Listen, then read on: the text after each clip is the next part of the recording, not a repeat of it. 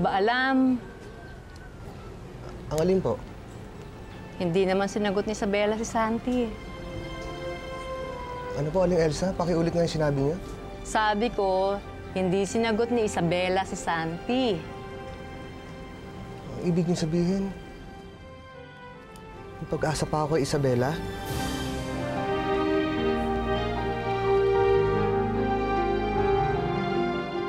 May kahati kayo sa bahay, yung nakatira sa itaas.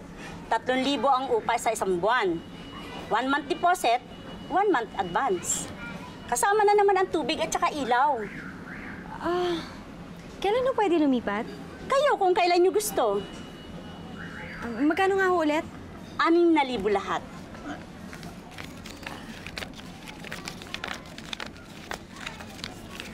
Ito pa, mamaya ho, maglilipat na kami. O sige, salamat ha. Ayusin Sige ko pa. na sa loob. Sige pa. Salamat pa.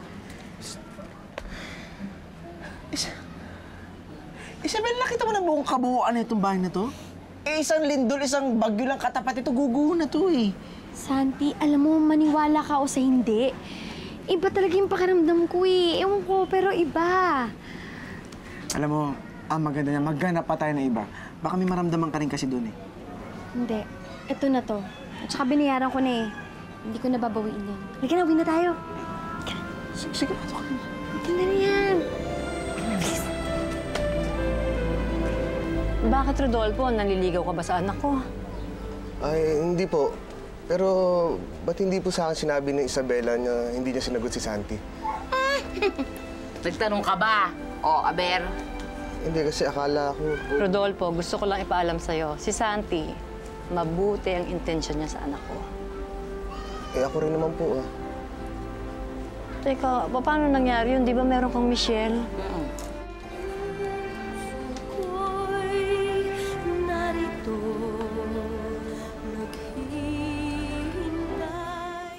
Umusenso ka na pala. Hindi pa kasing yaman nyo, pero malapit na. Wala nang pwede mo sa'yo ngayon. Kahit si Mama. Masasagot mo na ba ang mga tanong ko sa'yo kahapon? Unang-una, bakit hindi ka dumating doon sa dati nating tagpuan bago ako nagpasyang umalis? Bakit hindi ka dumating? Sinabi ko naman sa'yo eh. Wala akong natanggap. Sino ba pinagsabihan mo? Sinabi ko na rin sa'yo, ang asawa mo ngayon, si Mrs. Joaquin San Victores. Alam mo ba kung anong gusto kong sabihin sa'yo noon?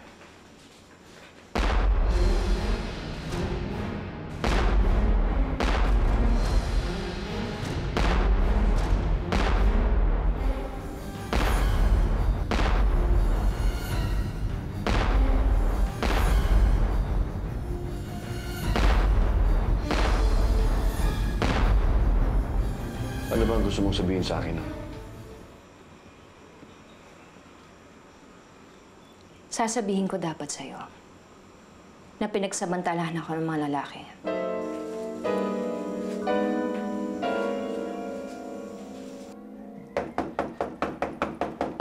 Sandali. Kung makakatok ka, parang may sunog ah.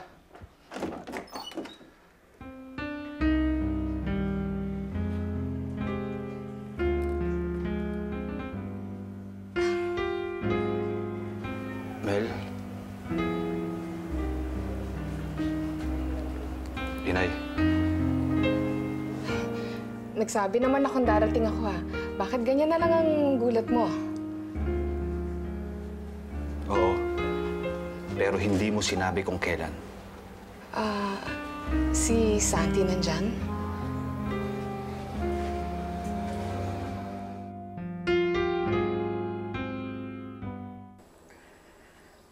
Muntik na tayong mahuli. Muntik na tayong mahuli dahil sa pesting Violeta na yan. Maiisahan pa yata tayo. Eh, Lola, peke naman po yata yung dokumento eh. Alam mo, isang pagdududa lang ni Dolores. Mababago na lang lahat.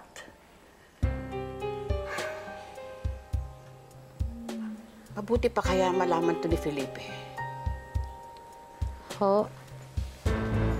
Hindi niyo pa naman po araw para magsimba eh. Walang hinihintay ang pagdadasal.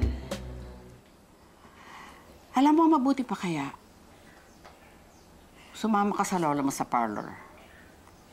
At ako na lang ang bahala na humiwalay sa inyo. Sige pa.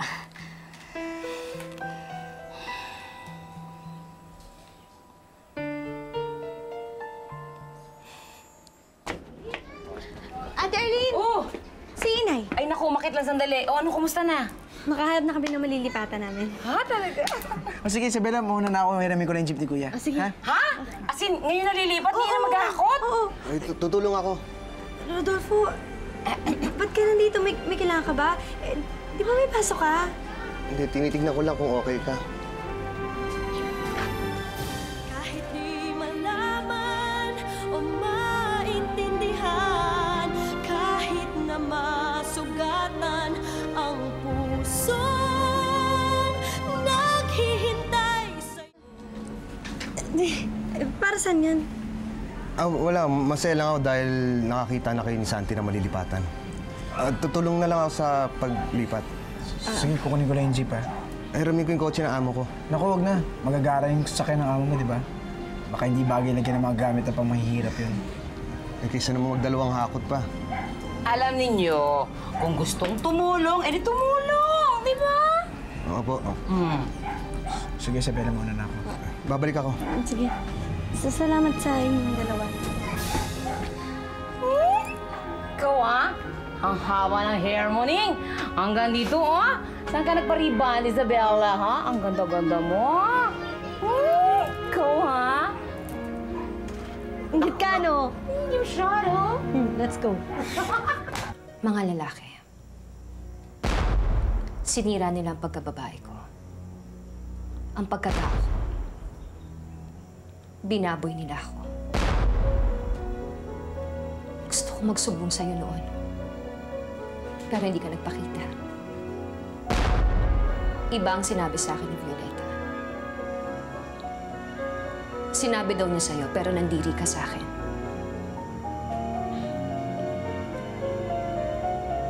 Pwede kong hirap sa'yo si Violeta. Gusto mo talaga siyang iharap sa akin? Isang malaking gulo yan, Joaquin. Pag-aari ka niya na ngayon. Kilala mo ba mga lalaki na mapastangan sa'yo? Hinahanap ko na sila. Tutulungan kita. Wala ka nun. Wala ka nun nung ginahasa nila ako. Kaya hindi ko kakailanganin ng tulong mo sa paghanap ko sa kanila.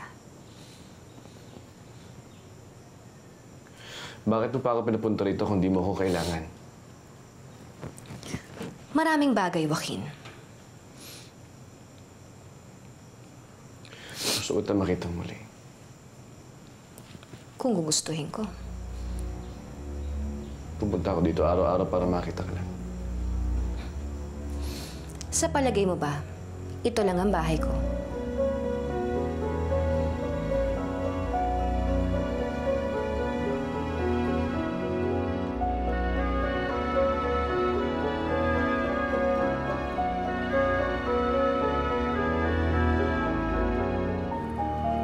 Kuya Alan?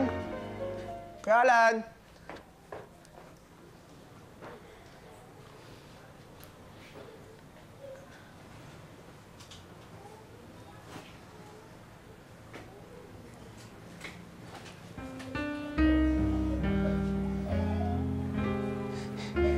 Inay? Inay?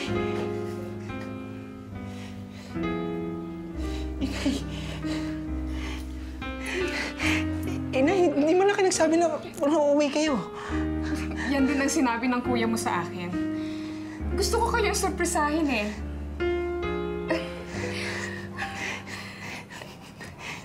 Yung asawa kong hapon, namatay na siya. Santi, iniwan niya lahat ng pera niya sa akin. Mayaman na tayo. Alan, mayaman na tayo. Naintindihan niyo ako? Mayaman na tayo. Hindi niyo na kailangan magbalot. Dalhin niyo lang ang mga gamit na kailangan ninyo. Aalis na tayo dito. Saan tayo pupunta? Sa bago nating bahay. Ngayon na? Ngayon na. Yun ang bahay ng asawa kong Hapon na namatay dito sa Pilipinas. Nay, may kailangan pa ho kasi akong gawin eh. May kailangan pa ho akong tulungan. Baka pwede yung bukas na lang. Sino ba yung tutulungan mo niyan? Si Isabela. Ano, Santi? Kailangan mo na ba ng jeep ngayon? Teka. Pwede ba natin pag-usapan muna natin to? Pag-usapan muna natin lahat ito. Tayong dalawang dapat na may pag-usapan. Inay, pabayaan na ho muna natin si Santi.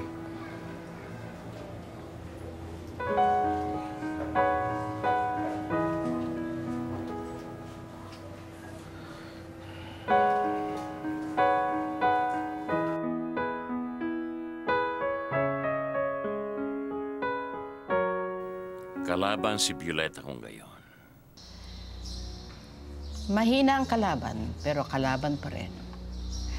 Mabuti na lang nagbait-baitan ang alaga natin. Kung hindi, pinalayas na ni Dolores si Joaquin Violeta. Marunong din si Antonina. Alam niya kung sino ang kalaban at kung sino ang magiging kakampi. Well, ano bang gagawin ko? Wala. Maghintay ka lang. Maghintay ka lang sa pagbabalik ko.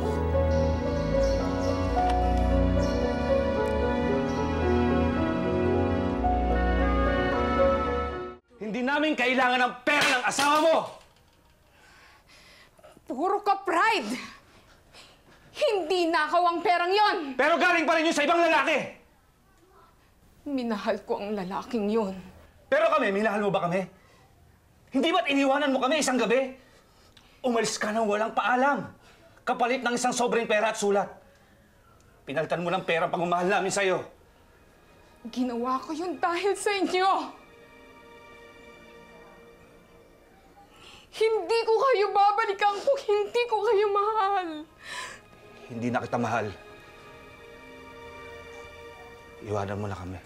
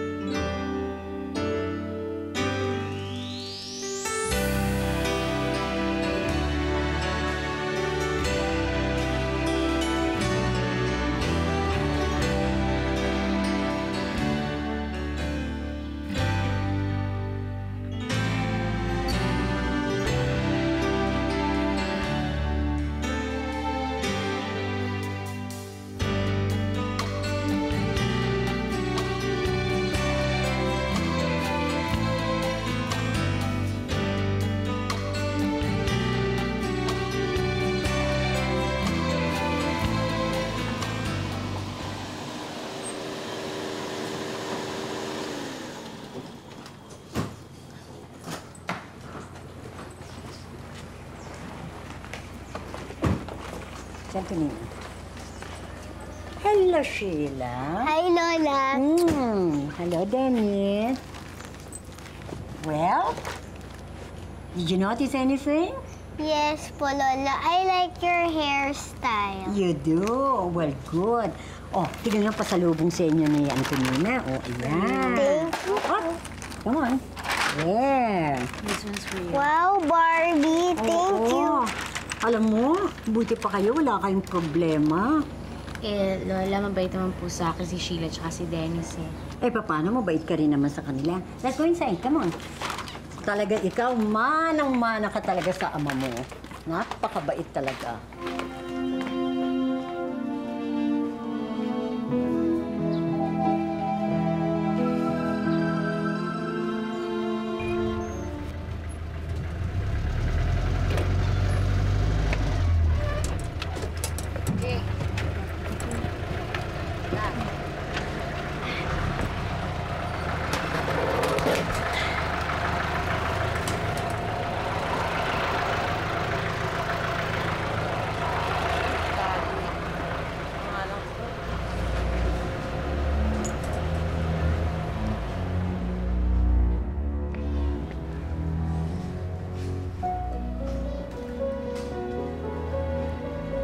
Nay, ito yung bahay. Medyo maliit lang, tsaka medyo luma, pero ito na kasi yung kaya ng pera natin eh. Hindi yun, anak eh. Nanay, hindi ka masaya. Ay, masaya ako, anak, masaya ako. Kaya lang, halika, bababa na tayo ng gamit. Ako na lang po. Sige po, magpahinga po muna kayo dyan. Okay lang po, Nay.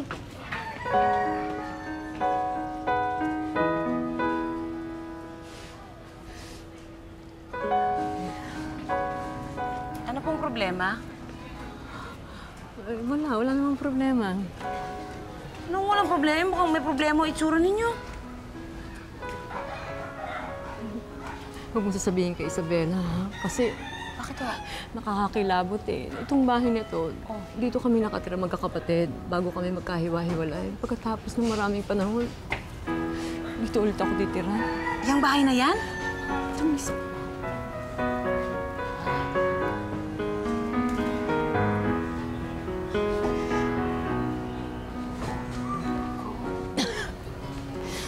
Sige, magbubuhat na ako. Ano pa ba pwedeng buhatin dito magaang-gaang? Ito pa rin, oh.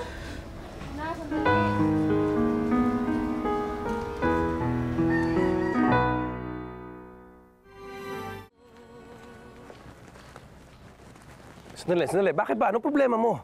Buntis ako! At matagal na kami hindi nagtatalik ni Joaquin. Halos 3 buwan na.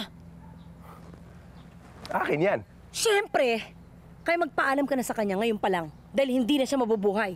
Hindi kita papayagan. Well, wala kang karapatang magdesisyon.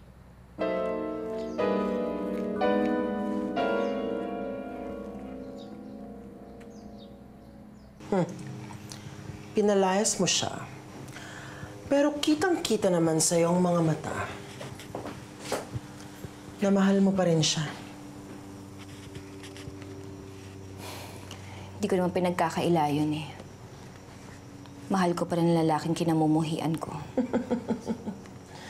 And there lies the irony, Ava Grande. I just wonder, kailan ba matatapos ang paghihiganti at kailan ba mag-uumpisa ang tunay na pagmamahal? Pag nakita ko ng mga to,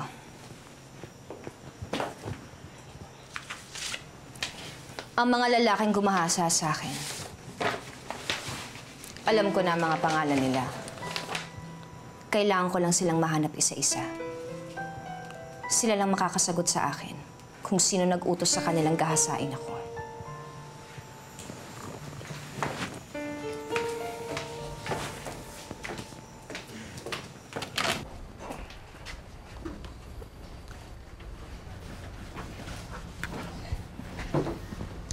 Isabela, pwede ba kita makausap?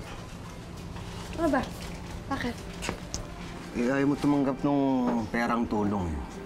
Trabaho, gusto mo? Ano na naman yan? Catering crew na naman. Hindi, iba. Mas malaking sweldo nito. Kaya lang, full-time. Full-time? Eh di, hihinto ako sa pag-aaral.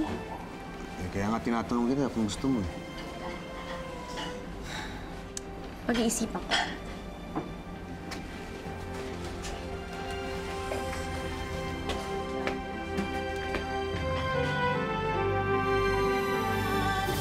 Kahit di malaman o marito,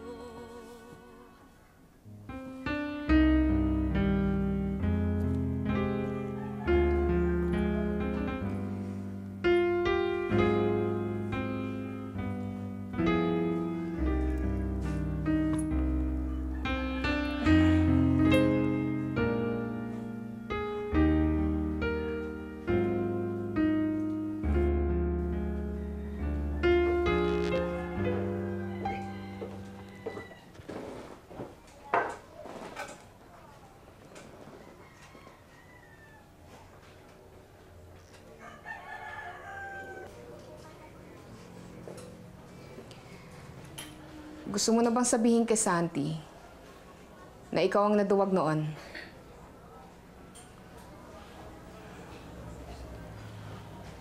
Natakot ako. Bata pa ako noon. Handa ka na ba ngayon? Ikaw ang magdesisyon, Alan.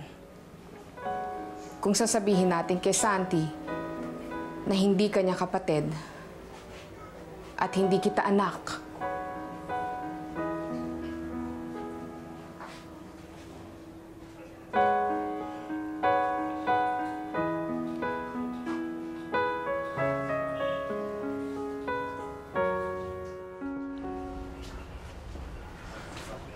Rodolfo, pwede ba tayo naman mag-usap?